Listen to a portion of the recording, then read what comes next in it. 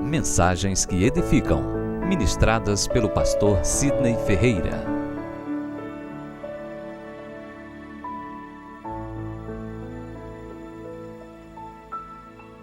Glória a Deus, louvado seja o nome do Senhor Jesus, amém? Quantos estão felizes por estarem na casa do Senhor? Erga suas mãos e glorifique aquele que vive, aquele que reina. Querido, eu quero te convidar, ainda de pé, em reverência às Escrituras Sagradas, abrirmos juntos a palavra em Atos dos Apóstolos, considerado como o quinto evangelho, a continuidade da história da igreja. Atos dos Apóstolos, ações, obras da igreja, realizada pela igreja após a ascensão de Cristo aos céus. Os irmãos encontraram Atos dos Apóstolos, capítulo 3, versículo 1 ao versículo 10, e peço por gentileza que após a leitura os irmãos permaneçam com a Bíblia aberta para que nós possamos acompanhar aquilo que Deus tem ministrado aos nossos corações para a edificação do corpo de Cristo.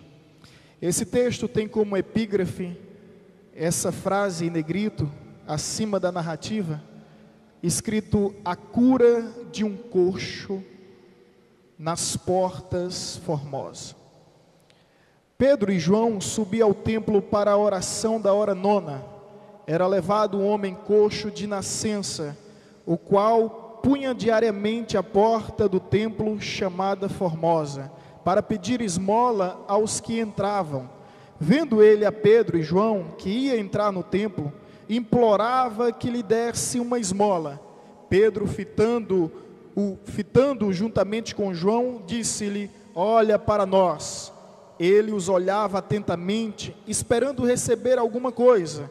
Pedro, porém, lhe disse: não possuo nem prata nem ouro, mas o que tenho, isso te dou. Em nome de Jesus Cristo, o Nazareno, anda.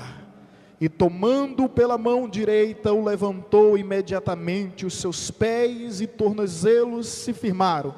De um salto se pôs em pé, passou a andar e entrou com eles no templo, saltando e louvando a Deus. Viu todo o povo andar e a louvar a Deus, e reconheceram ser ele o mesmo que esmolava assentado à porta formosa do templo, e se encheram de admiração e assombro por isso que lhe acontecera. Pai querido, nós te damos graça por esta palavra, rogamos a iluminação do teu Santo Espírito sobre as nossas vidas, para podermos compreender tudo aquilo que o Senhor tem reservado para ministrar sobre nós. Ó Deus, onde há o teu Espírito, aí sim há liberdade, e na liberdade do teu Espírito, nós ministramos esta palavra para edificação, consolo e exortação da tua igreja, em nome de Jesus, amém. Que os irmãos se assentem glorificando ao nome daquele que vive, daquele que reina. Quantos podem aplaudir ao Senhor por esta palavra?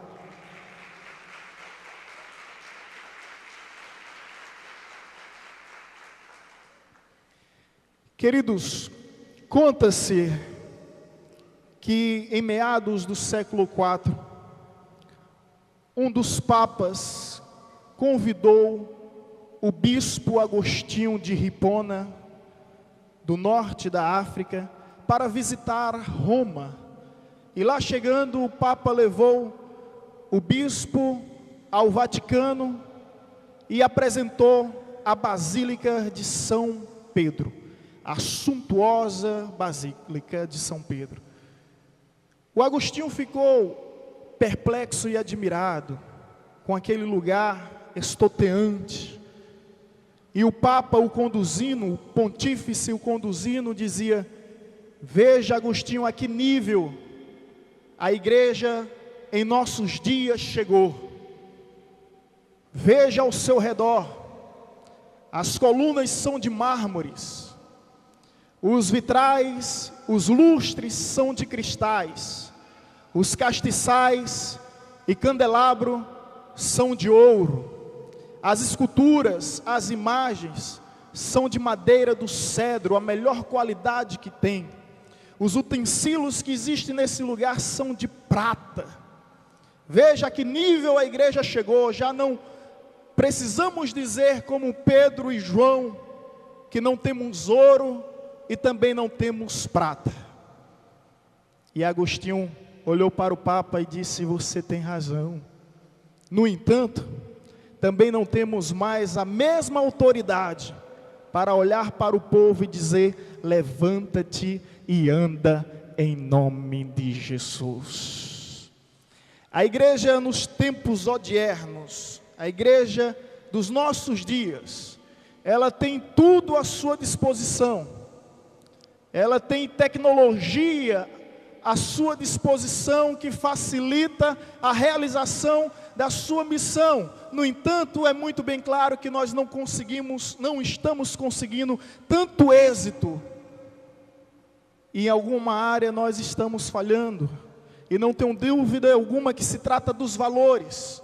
Porque os nossos valores não consistem em prata e ouro. Bens completamente perecíveis. Onde Cristo Jesus nos disse que esse tesouro, as traças corrói, a ferrugem destrói e os ladrões roubam. O nosso tesouro está nos céus.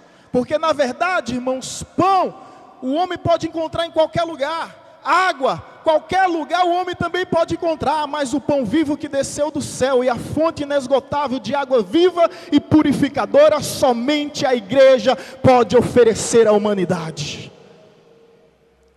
A igreja não pode perder a sua essência. Hoje nós não causamos a influência e o pacto que deveríamos na sociedade. Porque temos perdido, de uma certa forma, essa essência de sermos igreja, revestida por Deus, como agência dos céus nessa terra, para fazer a diferença. Inclusive é o tema da nossa mensagem, a igreja que faz a diferença. E aqui nesse contexto, meu irmão, nós nos deparamos com essa igreja que faz a diferença. E eu quero ser a igreja que faz a diferença. Quantos querem ser a igreja que faz a diferença? Levante suas mãos e glorifique aos céus. Glorifique ao seu Senhor. Eu quero ser uma igreja que marca a história, que faz história e não simplesmente passa pela história. Essa narrativa bíblica, ela menciona o primeiro milagre realizado pela igreja no período pós-ascensão. Portanto, preste muita atenção, que Jesus já subiu aos céus, revestiu a sua igreja de autoridade e poder, e agora eles estão dando a continuidade à obra mais sublime dessa terra. E algumas considerações aqui, irmãos, que eu gostaria de compartilhar convosco, que chama muito a minha atenção. Eu me deparo com uma igreja que faz a diferença, e outra igreja que não faz a diferença. A Bíblia nos diz que eles estavam diante das portas formosas. Essas portas eram enormes. O historiador Flávio Joséfo, um historiador da antiguidade, ele menciona em uma das suas obras, a sua obra História dos Hebreus, ele menciona sobre essa porta. Ela tinha 25 metros. Era necessário 200 homens, tanto para abrir quanto para fechar. Essa porta era aberta para homens e mulheres, livres e escravos, pobres e ricos. Mas segundo as leis religiosas constituídas no livro de Levítico, ela não era aberta para aqueles que sofriam de alguma deformidade, de alguma deficiência. E esse homem era coxo de nascença. Desde sua vida ultrauterina, desde o ventre da sua mãe, esse homem já tinha essa deficiência. Então ele era excluído pela religião. Ele também sofria o preconceito e a discriminação dos religiosos. Apesar dele ter essa deficiência, logo percebemos que ele não era bobo. Porque ele poderia estar na casa de Anás, o sumo sacerdote, Caifás. Ele poderia estar à porta da casa de homens importantes e influentes na sociedade do seu tempo. Ele poderia estar no palácio de Herodes, nas portas do palácio de Herodes. Ele também poderia estar na porta do palácio de Pilatos.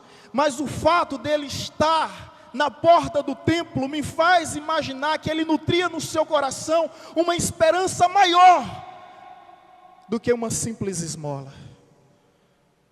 No nosso tempo não é diferente. Quantas pessoas estão do lado de fora, não pode entrar porque sofre discriminação, sofre preconceito, mas espera de nós algo maior, que sabe que não vai encontrar na prefeitura, não vai encontrar na câmara, não vai encontrar no fórum, mas vem para as portas da igreja na esperança de que esses homens que dizem acreditar no Deus vivo, faça alguma coisa, faça a diferença em suas histórias.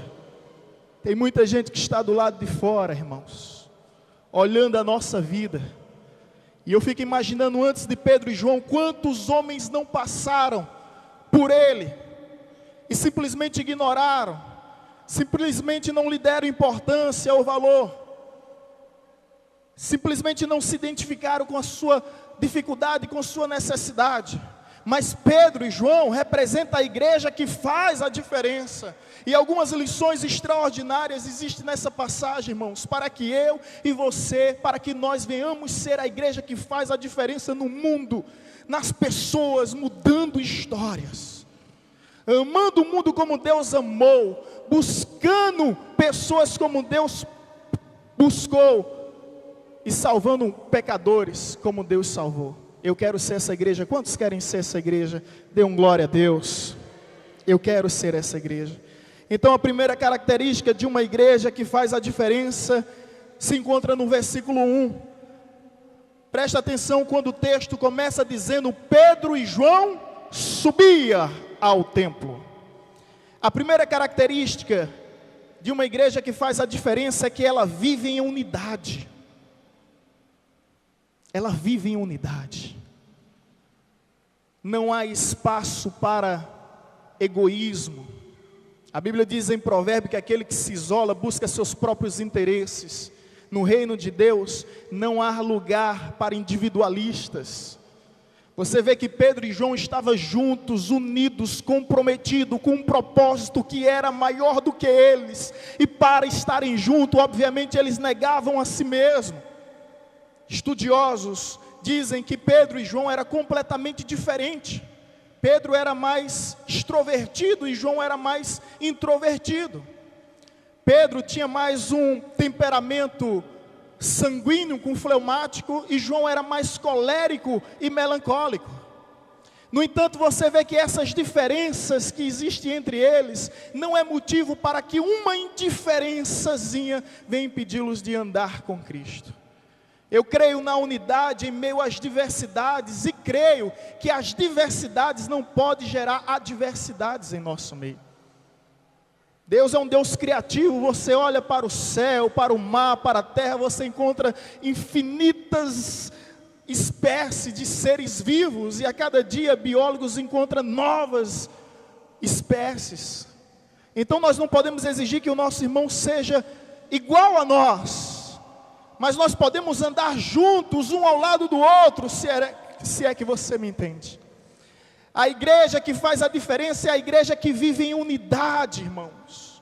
No Salmo 133, na parte terminal, vai dizer que o Senhor ordena a bênção e a vida para sempre, para aqueles que vivem em comunhão, para aqueles que vivem em união com os outros. Pedro não estava só, João também não estava só, eles vinham junto para o templo.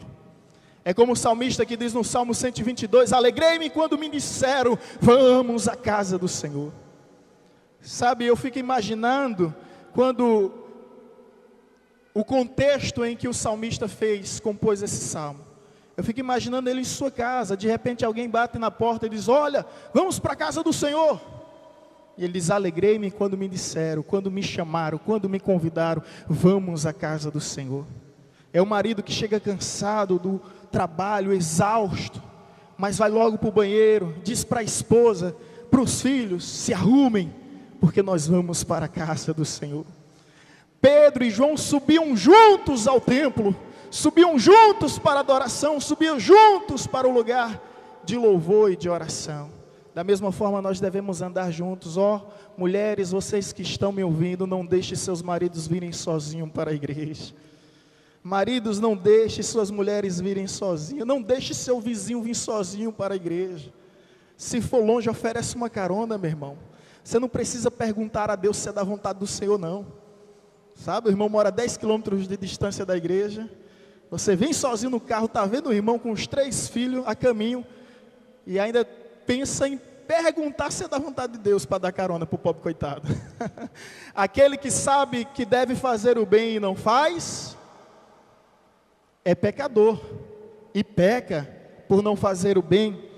Meus amados, viver em unidade, existe um versículo que fala muito ao meu coração,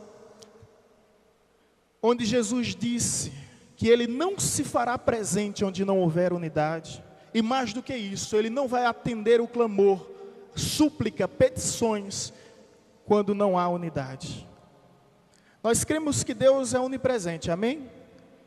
Mas por que Deus? Porque o próprio Cristo diz: onde estiverem 2 ou mais reunidos em meu nome, ali sim eu me farei presente. Significa que quando você está sozinho, Deus não está presente? Não. O que significa que no contexto da igreja, Deus espera que nós venhamos estar juntos, unidos. Complementando essa mesma passagem que se encontra em Mateus 18, versículo 18 a 20, também nos diz: em verdade vos digo que tudo que ligardes na terra, será ligado nos céus, e tudo que desligardes na terra, também será desligado nos céus. Ou seja, o que 2 ou mais ligar, está ligado, desligar, está desligado. Se é que você me entende, o que Deus está querendo falar através de Cristo Jesus, é que Ele só se faz presente quando nós estamos em comunhão, que Ele só ouve o nosso clamor quando nós estamos juntos e unidos com esse propósito. Algumas coisas não acontecem na nossa vida por falta de concordância, porque nós queremos para o nosso bel prazer, para a nossa própria satisfação. Como diz o pastor Tiago em sua epístola: não pense esse homem de ânimo dobre que vai alcançar alguma coisa da parte do Senhor, porque pedi, nada recebei, porque não sabeis pedir. Pede para se esbanjar, pede para se amostrar, quando na realidade nós devemos entender que devemos pedir para que o nome de Deus seja glorificado em nossa vida. Seja lá o que for que você esteja pedindo a Deus, peça antes que o nome dele seja glorificado em sua vida. Se é para abrir uma porta, se o teu nome for glorificado, amém. Se é para te mostrar um caminho, se é para que o nome dele venha a ser glorificado, amém. Caso contrário, meu irmão, não queira aquilo que não vai trazer glória ao nome de Cristo, porque toda bênção sem a presença de Deus torna-se maldição. Amém, amados? A outra característica que eu aprendo nessa passagem sobre a igreja que faz a diferença, se encontra no versículo 4. Pedro e João subindo ao templo, o mendigo olha para eles, o coxo de nascença, e pede uma simples esmola.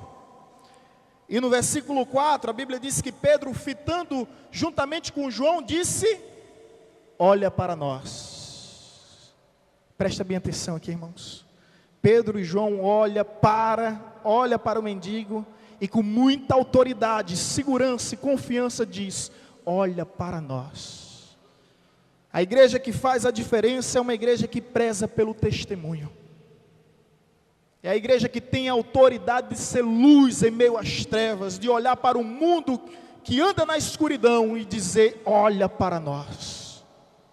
Eu me recordo de algo que aconteceu com uma diaconisa dessa igreja, que evangelizou um homem que estava afastado, e mais do que afastado, ele estava blasfemando o evangelho. E ele dizia: na igreja só tem pessoas falsas, a igreja só tem pessoas hipócritas, eu não suporto mais aquele lugar, eu encontrei esse tipo de pessoa, esse tipo de gente. E aquela mulher com muita autoridade disse para ele: olhe para mim, olhe para mim, olhe para mim. Veja se há em mim algo errado que lhe traga escândalo. Que autoridade dessa mulher, porque hoje a gente fala muito, olha, não olha para mim não, irmão. Olha para Jesus. Eu sou cheio de falha. Onde estão os cristãos, igual a Paulo, que em 1 Coríntios capítulo 11, versículo 1, disse: sedes meus imitadores, como eu sou imitador de Cristo. Será que você, pai, pode olhar para o seu filho e dizer: olhe para mim? Será que você, marido, pode olhar para a sua esposa e dizer: olhe para mim? Será que você é referência no seu lar, no seu trabalho, ao ponto de olhar para o teu patrão, olhar para o teu empregado, independente da posição, e dizer: olhe para mim, e veja se eu não tenho vivido a diferença de Cristo em minha vida? A igreja que faz a diferença é aquela que preza pelo seu testemunho, meu irmão. Conforme está escrito em Mateus 5,16: brilha a vossa luz diante de todos os homens, para que eles, ao verem as vossas obras, ao verem o vosso testemunho, ao verem o vosso comportamento, glorifiquem ao Pai Celestial. O mundo glorifica a Deus através do nosso testemunho de vida. Minha esposa, a missionária Vanessa, ela sempre diz isso quando lê esta passagem, que o mundo não sabe nada sobre Deus, que o mundo não conhece Deus, não vê Deus, não ouve Deus. Tudo que o mundo sabe acerca de Deus é aquilo que ele vê em mim e você, porque nós somos a única Bíblia que os ímpios olham para ler. Por isso que o apóstolo Paulo diz que nós somos cartas vivas, escritas pelo sangue de Cristo Jesus. Preze pelo seu testemunho, meu irmão. Não permita que nenhum prazer leviano, trivial, um prazer supérfluo venha tirar a graça que lhe sustenta ao ponto de ser luz, aonde quer que for, diante de quem quer que seja. Pedro e João olham para aquele homem e diz: olhe para mim. A minha oração é que você tenha sempre essa autoridade, em todo lugar, diante de qualquer um, de dizer: olhe para mim, olhe para mim. É triste como a gente tem a tendência de olhar para os péssimos exemplos, não é? Elias se esconde numa caverna e diz: olha, derrubaram os teus altares, esqueceram da tua aliança, Deus, e só eu fiquei. As pessoas começam a enfraquecer, esmorecer na fé, quando ela começa a olhar para maus exemplos. Mas Deus visita Elias na caverna e diz: ó, Elias, ainda existe 7.000 homens que não se curvaram a Baal. Sabe o que é que eu imagino Deus falando? Deixa de olhar para o mau exemplo, olha para o bom exemplo, porque eu ainda tenho os meus remanescentes nessa terra, que não se curva e que não se prostra diante de Baal. Existem homens de Deus, irmãos, eu posso dizer isso, existem mulheres de Deus que pagam um preço de vida, de comunhão no altar do Senhor.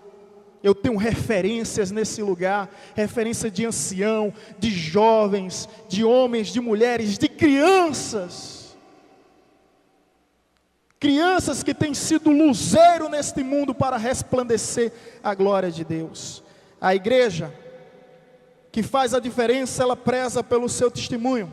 Agora, terceiro lugar,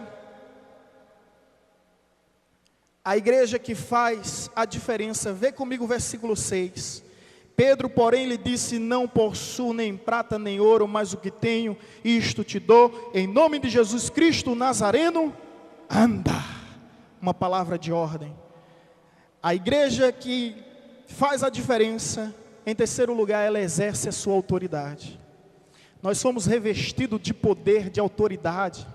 Lucas 10, 19, o próprio Cristo nos diz: eis que vos dei poder, autoridade para pisar serpentes, escorpiões e anular toda obra do maligno, e nada vos causará dano algum. A questão é: por que tanta timidez? Por que tanta insegurança? Por que tanta covardia da nossa parte? Se nós temos poder, se nós temos autoridade. A igreja que exerce a autoridade para fazer a diferença, meu irmão. Olha para o seu irmão que está ao seu lado e diz: você tem autoridade de Deus para mudar a história de vidas. Nós temos essa autoridade de Deus para mudar a história de vidas. Exerça então essa autoridade. Agora detalhe, em que consiste a nossa autoridade? Irmãos, eu estou escandalizado com o que eu vejo. Nos nossos dias está tendo um despacho. Escuta bem o que nós temos encontrado. Existe rosa ungida, lençol milagroso, óleo santo, fita pulseira, pedra do descarrego, sal da terra santa, ramo de arruda, cajado, vassoura da libertação, água de poder. Isso é despacho, meu irmão. É ou não é? Isso é bencumba, para não dizer macumba. É bencumba de crente. Será que nós precisamos disso? Os elementos essenciais para que haja um milagre estão escritos e pelo próprio Cristo foram ditos. Está escrito em Marcos 16, 17, que diz: os sinais seguirão aos que creem. Primeiro elemento, só são dois. Os sinais seguirão aos que creem. É a fé em Jesus. Não é a fé em programa, em costume, em tradição. Não é a fé no homem. É a fé em Jesus. Tem uns que têm até fé na fé e coloca a fé acima de Deus e pensa que a fé pode operar tudo ao seu favor. É uma fé doentia, é crendice, é superstição, é um fideísmo. É a fé em Cristo que opera milagres. Os sinais seguirão os que creem. Primeiro elemento, fé. Segundo elemento, complementando, está no mesmo contexto: os sinais seguirão os que creem em meu, de novo, em meu, curarão enfermos, expulsarão demônios, ressuscitarão os mortos e falarão novas línguas. Aplauda ao Senhor, porque é o nome de Jesus que tem todo o poder.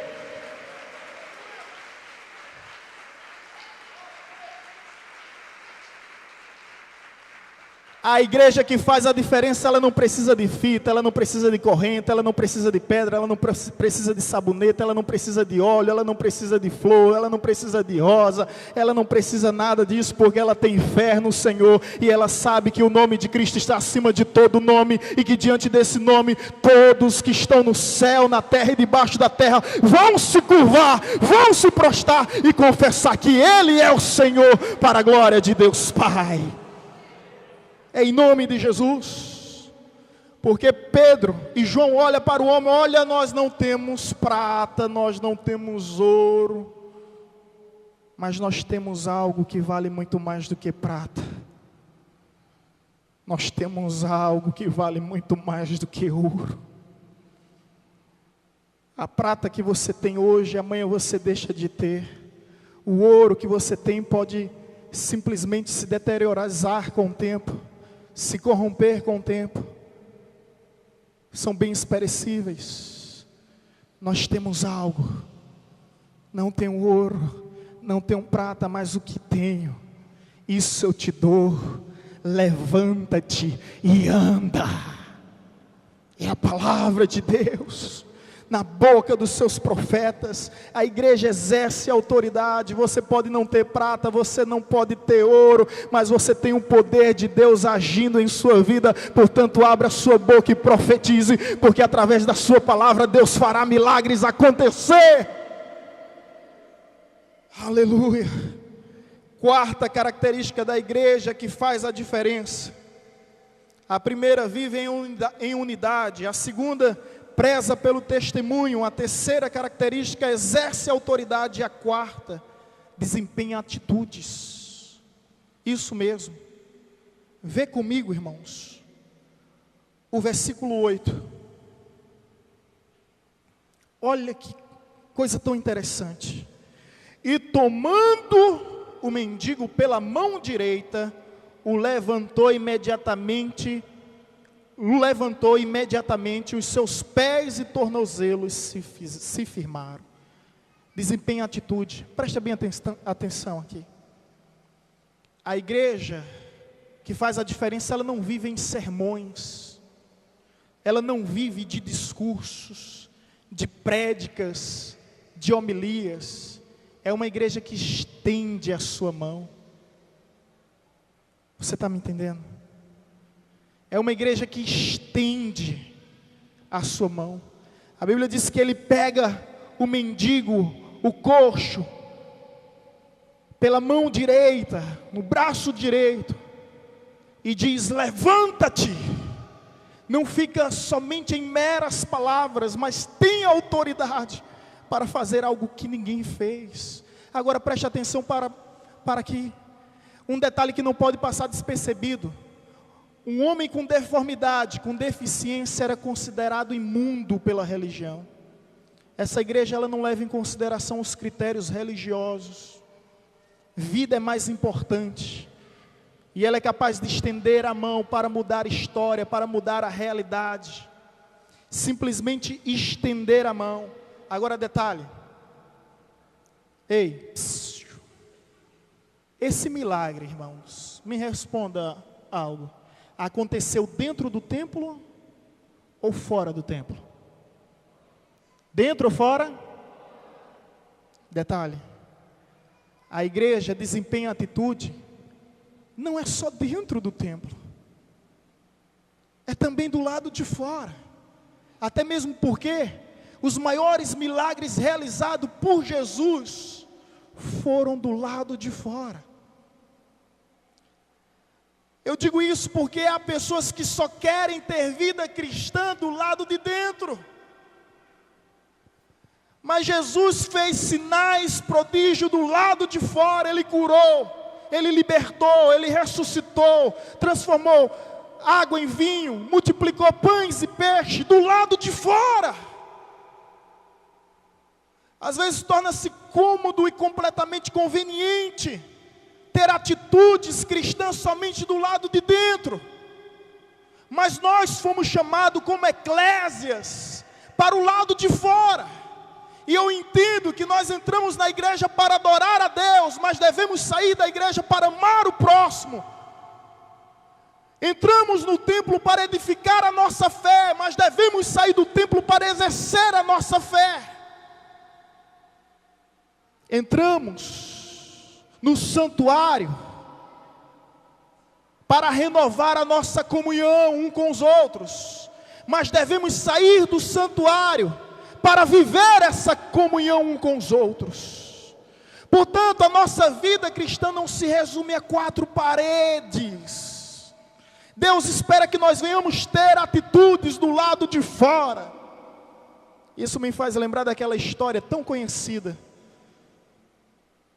onde o diácono foi convidado pelo pastor para pregar, e seu filhinho de 9 anos para no meio da igreja e fica perplexo, admirado. Mamãe, o que foi, meu filho? Você nunca viu seu pai pregar? Já, mamãe, mas desse jeito nunca. Mamãe, vamos morar na igreja, mamãe? Que é isso, meu filho? Vamos, mamãe, vamos morar na igreja, mamãe? Vamos, amanhã a gente faz a mudança, eu ajudo na mudança, mas vamos morar na igreja, mamãe? E sua mãe perguntou: mas por que, meu filho, você quer morar tanto na igreja? Porque papai aqui é uma bênção, mamãe. É um anjo, é um santo homem. Então vamos fazer logo essa mudança. Sai de casa, vem logo para a igreja. Pessoas que só têm atitude dentro da igreja, que só tem compaixão dentro da igreja, misericórdia dentro da igreja, amor dentro da igreja, solidariedade dentro da igreja, altruísmo filantrópico dentro da igreja. Só são abnegados dentro da igreja, mas dentro de casa, no trabalho, jogando futebol, ai, ai, ai, ai, ai, ai, ai, ai, ai. só Jesus na causa. A igreja que faz a diferença é aquela que desempenha atitudes do lado de fora também. É aquela que busca aqueles que estão do lado de fora, na certeza que esses que estão do lado de fora precisam do nosso amor, da nossa palavra. A igreja que faz a diferença, irmãos, recapitulando: primeiro lugar, vive em unidade. Segundo, preza pelo testemunho. Terceiro, exerce autoridade. Quarto, desempenha as suas atitudes. E agora, na conclusão, eu quero trazer algumas considerações da igreja que eu quero ser, da igreja que faz a diferença. Ainda no texto, que texto tão rico, que texto tão poderoso, que texto tão maravilhoso é esse? A igreja que eu quero ser, aquela igreja que faz a diferença, a igreja dos nossos dias, para o nosso tempo, para a nossa época e nossa geração, em primeiro lugar é a igreja que olha para o pecador. Veja versículo 5.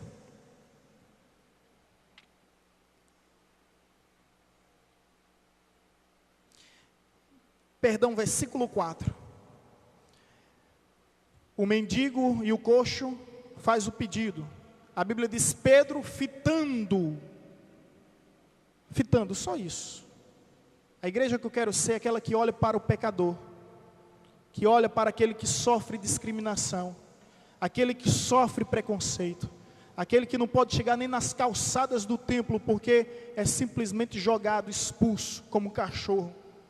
Algumas religiões fazem isso e fazem até pior. Eu quero ser essa igreja que olha. Sabe, irmãos, imagine comigo quantas vezes esse coxo não foi ignorado. Quantos homens da alta classe religiosa por lá passaram, fariseus, saduceus, escribas, zelotes, por lá passaram, nunca se importaram, ignoraram. O máximo que fizeram era pegar uma moedinha e jogar no chão por aquele pobre homem. Mas quando ele clama a Pedro e a João, Pedro e João para e olha para ele. A igreja que eu quero ser é aquela igreja que olha para aqueles que estão do lado de fora. Eu pergunto, será que você tem olhado com atenção para aqueles que estão do lado de fora? A outra observação que eu faço na conclusão dessa passagem se encontra no versículo 7, que diz: e tomando pela mão direita. A igreja que eu quero ser é aquela que estende a mão para os caídos, para os prostrados, para aqueles que estão na sarjeta, que estão sem esperança, que se sentem totalmente perdidos. Essa igreja também eu quero ser. Terceiro, olha que detalhe, no versículo 8, depois da cura, depois do milagre, o homem deu um salto, se pôs em pé, passou a andar e entrou com eles. Escuta bem, a igreja que eu quero ser é a igreja que caminha junto. Pedro e João poderiam pensar: olha, você foi curado, agora vai na frente, porque nós somos apóstolos, andamos com Cristo, fomos escolhidos pelo Messias. Nós não podemos andar com você. Você é imundo, está sendo restaurado agora, foi renovado agora, é novo convertido. A igreja que eu quero ser é aquela que caminha junto. Eu fico imaginando Pedro e João agora entrando com esse homem, e ele tendo a experiência pela primeira vez na sua vida, de adentrar as portas formosas de um templo fracassado, que não se importava com as pessoas, que não se importava com aqueles que padeciam e que ele sofria. A igreja que eu quero ser, em suma, é a igreja que muda a história, é a igreja que muda vidas. A Bíblia começa contando que esse homem, ele vinha sendo conduzido por outros homens, mas no dia que ele teve um encontro com a igreja verdadeira, ele andava com seus próprios pés, não era mais arrastado, pelo contrário, saltava e pulava de alegria. E todos que conheciam a sua história, agora reconheceram que existe um Deus vivo, que tem todo o poder nos céus e na terra. A Ele pertence toda a honra, toda a glória, todo o louvor, todo o domínio. A igreja que eu quero ser é a igreja que se importa. Eu não quero vir simplesmente ao templo por vir, tradição, costume ou rotina diária. Eu quero vir na certeza de que eu posso trazer alguém comigo, que eu posso levar alguém comigo, e que essa pessoa pode ter um encontro com Cristo e começar a andar com suas próprias pernas, não ser mais arrastado por ninguém. A história da nossa igreja em determinadas épocas fez atos extraordinários. Nós combatemos a escravidão, lutamos contra o analfabetismo, construímos escolas e universidades, mudamos a realidade de muitas nações. Homens como Martin Luther King, como William Wilberforce, homens que deixaram um legado, que lideraram, lideraram projetos que até hoje existem. Os alcoólatras anônimos surgiu no seio do protestantismo. A Cruz Vermelha, o Exército da Salvação, entidades filantrópicas, sociais, que ao longo da história transformaram vidas, transformaram realidades. Lideramos o movimento do abolicionismo,